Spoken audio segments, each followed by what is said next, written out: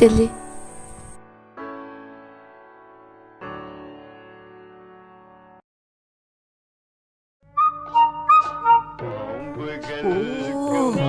ഇവിടെ ഒരു വീടുണ്ടായിരുന്നല്ലോ.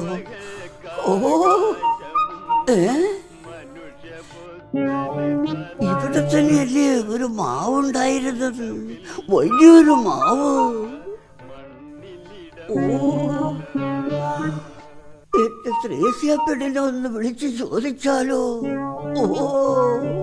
വേണ്ട, അവള് ചിലപ്പോ കെട്ടഞ്ചോരെടുക്കും.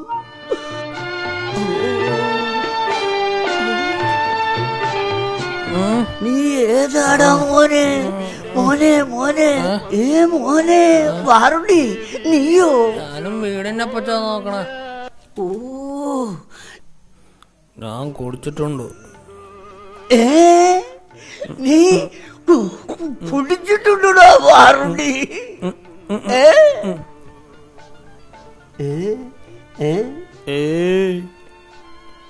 ഞാനൊരു തുള്ളി പോലും കുടിച്ചിട്ടില്ല. വെള്ളം കുടിച്ചിട്ടുണ്ട്. അത് കുഴപ്പമുണ്ടാ? വെള്ളമാണ് കുടിച്ചത്, കുഴപ്പമില്ലടാ. അതുകൊണ്ട് കുഴപ്പമില്ല, കുഴപ്പമില്ലടാ. വാടാ, അതുകൊണ്ട് കുഴപ്പമില്ലടാ. ഇത് കണ്ട, അപ്പനും മകനും കള്ളു കുടിച്ചു വന്ന് വീട് തപ്പി നടക്ക. ഇതുപോലെയാവും നമ്മുടെ വീട്.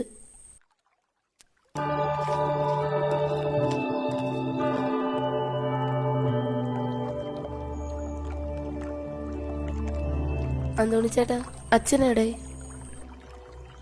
എനിക്ക് ഇഷ്ടായി മോളെ. ഞാൻ ആരാണെന്ന വിചാരം? പ്രീ ഡിഗ്രി കഴിഞ്ഞവനാ. ആര് കണ്ടാലും കപ്പ്യാരെ കപ്പ്യാരേട്ട എന്നൊക്കെയാ വിളിക്കൂ. കുട്ടി വിളിച്ചതെന്താ? കപ്പിയാരി ചേട്ടാ. അയ്യോ അല്ല, അന്തോണി ചേട്ടാ. എന്തോ വേണം? വികാരി അച്ഛനോ? ആ മുറ്റത്തുണ്ട്. ശരി, ഞാൻ പോയി കണ്ടോളാം.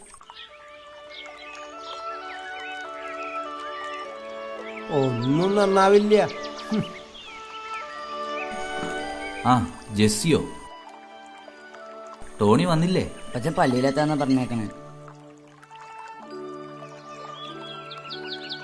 ടോണിയുടെ ബിസിനസ്സൊക്കെ എങ്ങനെ പോകുന്നു? കുഴപ്പമില്ല അച്ചോ, പക്ഷെ എന്ത് ചെയ്യാം, എല്ലാം ബ്രാൻഡി കടയിൽ കൊടുക്കാനുള്ളൂ. നമുക്ക് അകത്തിരുന്ന് സംസാരിക്കാം, വരൂ. മക്കൾ ഇവിടെ ഇരിക്കൂ, ഞാൻ അമ്മയുമായി ഒന്ന് സംസാരിക്കട്ടെ.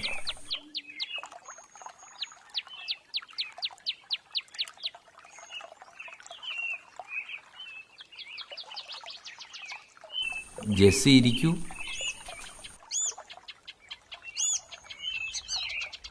You will be much more in control if you realize how much you are not in control. ഒരു ന്യൂറോ സയന്റിസ്റ്റ് പറഞ്ഞ വാക്കുകളാണിത്. അവനവന്റെ തെറ്റുകൾ അവൻ സ്വയം മനസ്സിലാക്കുക. ഇവിടെ നിങ്ങളിൽ ആർക്കെങ്കിലും നിങ്ങളുടെ തെറ്റു മനസ്സിലായാൽ എല്ലാ പ്രശ്നവും തീർന്നു. ഒരു കുടുംബത്തിലെ എല്ലാ അംഗങ്ങളുമായി അമ്മയ്ക്ക് ഒരു ചരടുകൊണ്ട് ബന്ധിച്ചിരിക്കുന്ന പോലെ ഒരു ബന്ധമുണ്ടായിരിക്കണം. ആ ചരട് സ്നേഹത്തിൻ്റെ ചരടായിരിക്കണം. മക്കൾക്ക് അമ്മയുടെ സ്നേഹം, ഭർത്താവിന് ഭാര്യയുടെ സ്നേഹം. ജെസ്സി ഒന്ന് സ്നേഹിച്ചു നോക്ക്.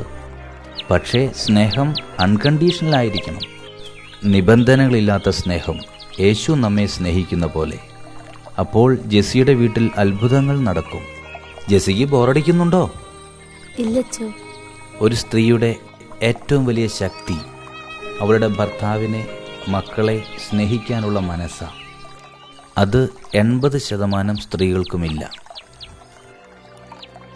ചില സ്ത്രീകൾ പണം കൊണ്ട് പുരുഷന്മാരെ കീഴടക്കാൻ പരിശ്രമിക്കുന്നു. മറ്റു ചില സ്ത്രീകൾ കൈക്കരുത്തുകൊണ്ട് കീഴ്പ്പെടുത്താൻ ശ്രമിക്കുന്നു.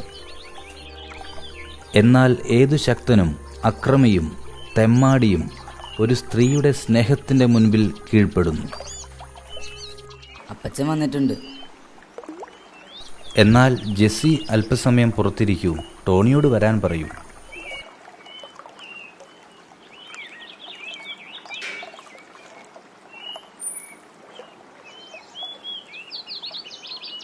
വരൂ ടോണി, ഇരിക്കൂ. ടോണി, നമ്മൾ തമ്മിൽ പരിചയക്കുറവൊന്നുമില്ലല്ലോ. ഏയ് ഇല്ല. കുറച്ചു നാളായി നന്നായി മദ്യപിക്കാറുണ്ടല്ലേ? ശരിയാണ്, ഞാനൊരു ഫുൾ ടൈം മദ്യപാനിയാണ്. മദ്യപാനം നിർത്താനൊന്നും ഞാൻ പറയുന്നില്ല. ഉപദേശിക്കുന്ന പോലെ അത്ര എളുപ്പമല്ല എന്നെനിക്കറിയാം. അതുപോട്ടെ, ടോണിക്ക് എന്നോടെന്തെങ്കിലും പറയാനുണ്ടോ? പ്രത്യേകമായ ഒരു ലക്ഷ്യമില്ല. സുബോധത്തോടെ ജീവിതം കൊണ്ടുപോകാൻ വിഷമമാണ്, അതുകൊണ്ട് കുടിക്കുന്നു. ടോണിക്ക് വ്യക്തമായ ലക്ഷ്യമുണ്ട്. ഈ ഭൂമിയിൽ നിന്ന് ദുഃഖങ്ങളും പ്രയാസങ്ങളും അറിയാതെ അങ്ങ് പോകണം. അതാണ് ടോണിയുടെ ലക്ഷ്യം. തനിക്ക് അർഹതപ്പെട്ടവരിൽ നിന്നും സ്നേഹം നിഷേധിക്കപ്പെടുമ്പോൾ ആർക്കും തോന്നിപ്പോകും. ടോണിക്കും അതുതന്നെയാണ് സംഭവിച്ചിരിക്കുന്നത്. എനിക്ക് ഈ ജീവിതം കല്ലും മുള നിറഞ്ഞടച്ചു. എന്റെ ദുഃഖത്തിൽ ദുഃഖിക്കാനും എന്റെ സന്തോഷത്തിൽ സന്തോഷിക്കാനും എനിക്കൊരു സഹയാത്രിയെ വേണം. ഈ ഓട്ടം ഓടിയെത്താൻ. പക്ഷേ എനിക്കില്ലാത്തതും അത് തന്നെ അണച്ചോ. ഇപ്പോൾ എൻ്റെ സഹയാത്രിക മദ്യമണച്ചോ.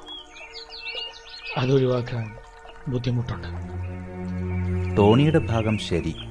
പക്ഷേ ഒന്നും അറിയാത്ത 2 മക്കളില്ലേ ടോണിക്ക്? അവരുടെ ഉത്തരവാദിത്തം ടോണിക്കില്ലേ?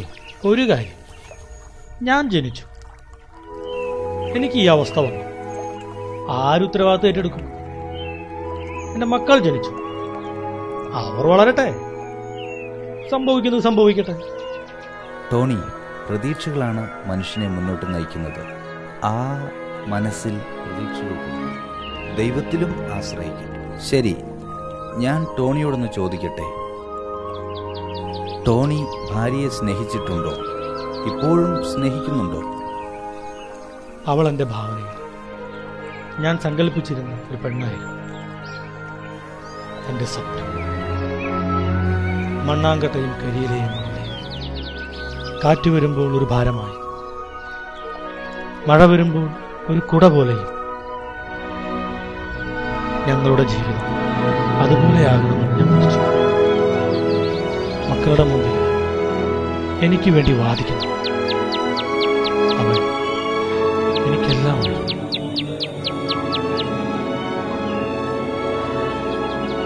അവൾക്കുറങ്ങാൻ വേണ്ടി മാത്രമുള്ളതാണ് എൻ്റെ എഴുത്തേറ്റം.